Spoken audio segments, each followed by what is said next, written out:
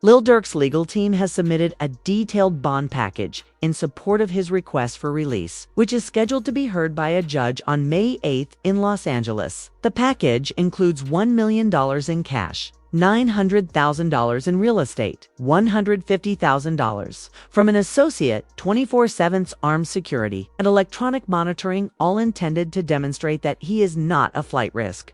The strength of the package reportedly shocked the prosecution, who quickly responded by presenting new evidence in an effort to block his release. According to court documents, the government is citing lyrics from Durk's 2022 song Rumors, featuring Gucci Mane, as well as an unreleased track allegedly found on his phone during his arrest. In the unreleased song, lyrics like "I want the one that I paid for," "We hit your homie" are being used to suggest a pattern of violent behavior and to claim he has paid for hits in the past. Despite this, Durk's attorneys remain confident, drawing comparisons to similar situations like Young Thug's, and believe that he still stands a strong chance of being released on bond. We've seen it happen quite a bit.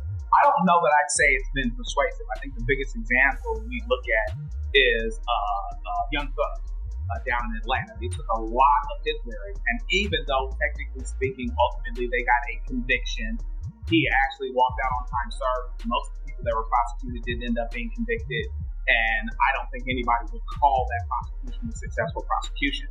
And so, you've got freedom of speech issues. Does it mean that just because I'm saying something in a rap song, and it typically is a rap song, does that mean that I actually did something?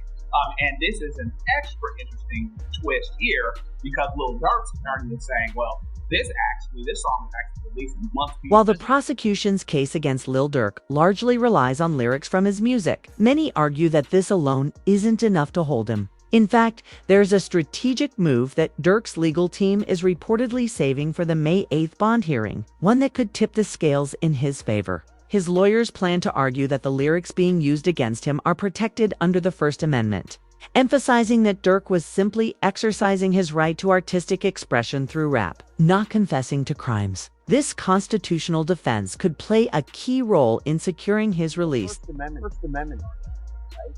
That this violates the First Amendment. Can you talk about that? Right, for sure. I mean, I'm expressing myself. I can say the things that I want to say in a rap record or any kind of record. And you could go back and there's country records, and there are pop records, and there are R&B records that talk about all kinds of things. It's just that there's this notion that with hip hop, quote, glorifying, that suddenly now we're going to use these things to prosecute them. But does that mean that free speech, the First Amendment, has gone away? No, absolutely not. He can absolutely rap about what he wants to rap about, and that doesn't mean just because the story is. But that's exactly what the lawyer would say next. And it's the most important point. These prosecutors likely don't understand rap music at all. This has been a recurring issue in courtrooms, as seen in high-profile cases like the YSL RICO trial, where lyrics are often misinterpreted or taken out of context, revealing a fundamental disconnect between the legal system and the art form. Yeah, and I'll go out on a limb and say that sometimes prosecutors don't necessarily understand hip-hop culture. It's almost like a text without context. So you got to really understand the time, the place, the audience. Sometimes they might speak in ways that seem direct to somebody that's outside of the culture, but doesn't necessarily, but can mean several things to someone inside the culture.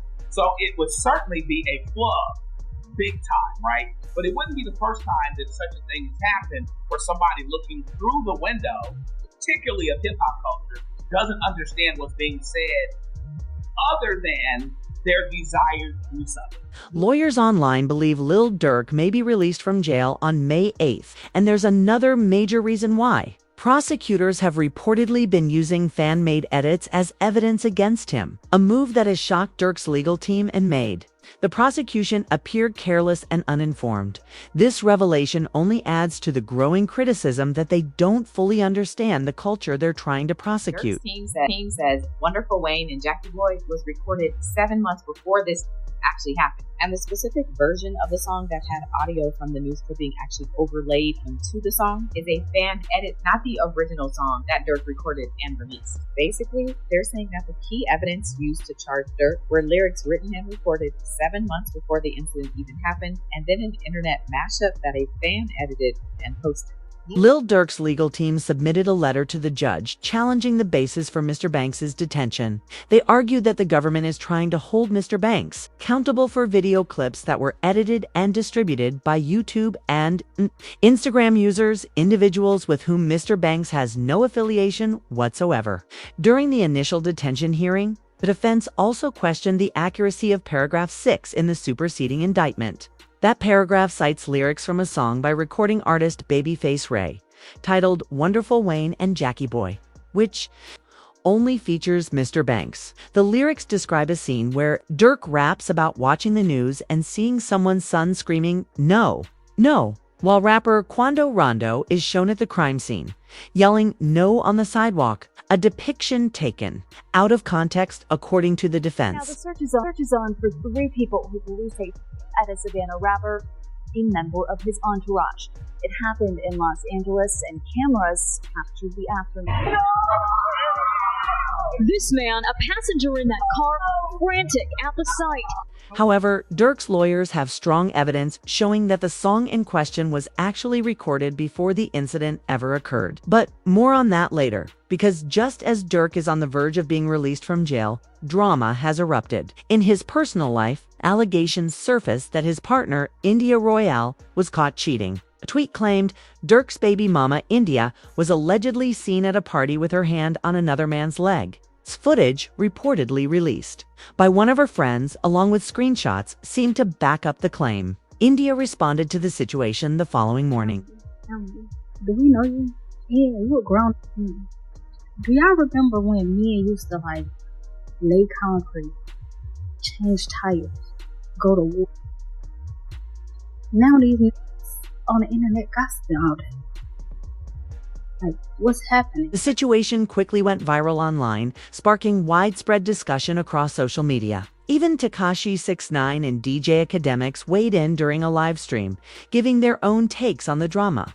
The controversy added another layer of public attention just as Durk's legal team was making progress in court. So you want to bet 10,000 right now that hold on. We talking about India.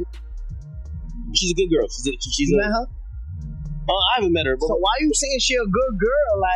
Because I hear the drama about everybody's relationship, and I know any rapper who can say something about me and they got a public girl, I could tell you who your girl off when she was mad at you.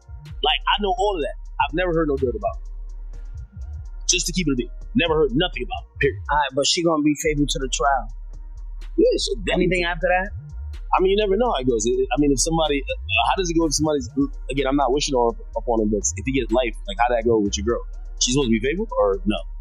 As the urgency around Durk's release continued to grow, momentum built even ahead of his upcoming album drop. In a recent update, a clip surfaced of Lil Durk saying, "It's better to be low-key with your money. You can't afford 10 Maybachs? Don't buy one." The message of financial humility and responsibility struck a chord with many. According to his legal team, served a strategic purpose in reinforcing his character as part of efforts to secure his release from jail. You really came with a plan to do a feature one, house. You did a crib, you did everything, waited, you did. Ain't with nothing small. I went this Saturday, sure, you gonna play. They're broke. I said all this. I had one car. It's not that I can't get it. I'm not thinking back. You pay back 10, pay back, no back. We already came with a plan, a feature runtime. You going to do that prayer? You going to do this? You going to be everything in the way? That's going to be big. I ain't looking at nothing small no more. I wore this 5 days straight. What you going to pay? Dirt broke.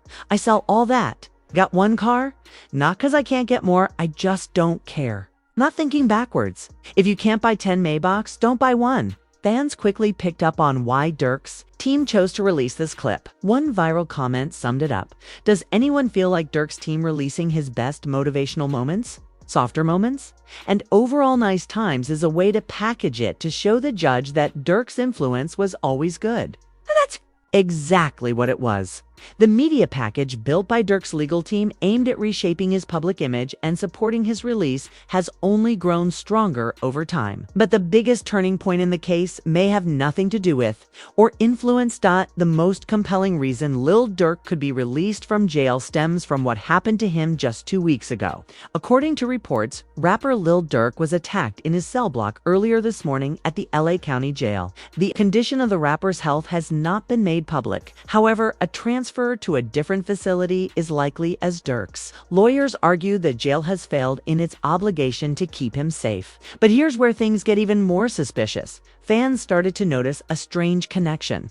On the very same day Durk was attacked, both Quando Rondo and Lil Tim gave interviews. Some dismissed it as coincidence, but others believe it's a calculated move possibly to avoid federal scrutiny while orchestrating revenge against. Fans especially paid attention to something Lil Tim said. I was just protecting my little brother. When you did finally find out that it was King Von, how'd you feel? I was like, damn, if Brian did that stupid shit last night, he still would have been alive. That's how I was. But I was like, yeah, ain't no the type person I am. Like, I'm a humble person. I ain't no disrespect to like his mama saying community like that, because I could easily get on that type of stuff and be clout chasing type. Like, I ain't on that type. I'm a humble person, but it's like they ain't never popped that shit off. That shit never happened like that. Strangely enough, Quando Rondo ended up echoing the same message, expressing that he wished things had been handled differently. He go up on my side, they got kids and a mama that 100% know them. And at the end of the day, bro, all this book that we talking about is stupid. That could have been handled a totally different way. It could have been handled to the point where a song and $3-4 million could have came out, or whatever. Like, they could have got handled in a legit way, in a music way. Fans believe there's some truth to the speculation, especially since shortly after Lil Durk was attacked, Kanye West reportedly reached out to check up on him. How you feeling? I'm feeling good. Just taking a day at a time. Just chilling and staying focused for real. Mm-hmm. Yeah. I love the time we spent in Saudi, man. That was great. Look, that's all I'm talking about here. You know, the people here, they get their time, and they ain't never experienced the world. So, I be telling them stories, they be on 20. Wow. Yeah, man. I just got off the phone with Puff. I talked to him for the first time 5 minutes ago. 5 minutes ago, he called me. Yeah. When everything is considered, Lil Durk's bail package is shaping up to be one of the most impressive of all time. However, what the feds are doing behind the scenes while Durk's legal team is working hard is crucial. Recently, the feds managed to turn one of Durk's friends against him. It was reported that Big U, Brick Baby, and Loose Cannon were all arrested in a takedown targeting the Rolling 60s gang. Sources and lawyers believe that Brick Baby, who was arrested in this latest operation, may now turn on Durk. The timing of the two arrests has led many to speculate that the feds are pressuring Brick Baby to cooperate and provide information about Durk. If you recall, Brick Baby has a history with Durk, having previously implicated him years ago. 3 years ago, during a live stream, Brick Baby made a statement that seemed to draw federal attention to Durk. He said, "Can't say Durk never slid for Vaughn because they got Lil Pab," referring to a night when Durk was arrested. At the time, Brick Baby just happened to be streaming, and he brought up an old interview where it seemed like he inadvertently placed Durk in the spotlight, potentially drawing the feds' focus onto him. Was this an attempt? Attempted? Well, You can't say that. What? Like, who died? You can't say that. Oh, because of FBG Cash? Or who? Nah, because Lil Bob. So this is about the... Oh! What's that? But I'm just saying, they just say you can't say that no more. But did you know that Brick Baby also said something even more incriminating? The feds reportedly used Durk's lyrics from Wonderful Wayne and Jackie Boy as part of their case. Specifically, the line told me they got an attic, go. The location, go, was brought up as potential evidence. linking it to another interview with Brick Baby. In that interview, Brick Baby shockingly claimed, "I would have dropped Quando Rando's location if Durk had asked me because I'm loyal to him." This statement raised alarms, as it suggested that Brick Baby might have been willing to assist Durk with potentially dangerous actions, which the feds are likely using to further build their case against him. Then if people like, you lined up somebody from your hood, like, listen, I didn't. But at the end of the day, what's wrong with giving my friend the address? Oh, look, this is my boy. He lost his boy. Who did it could be around. 9 times out of 10, had he had to ask me, I probably would have been. Because if he even asked anybody, if this is even true. But 9 times out of 10, like I said, can I leak more? Sure. I said if you make the call right now, I'd accept it. Right.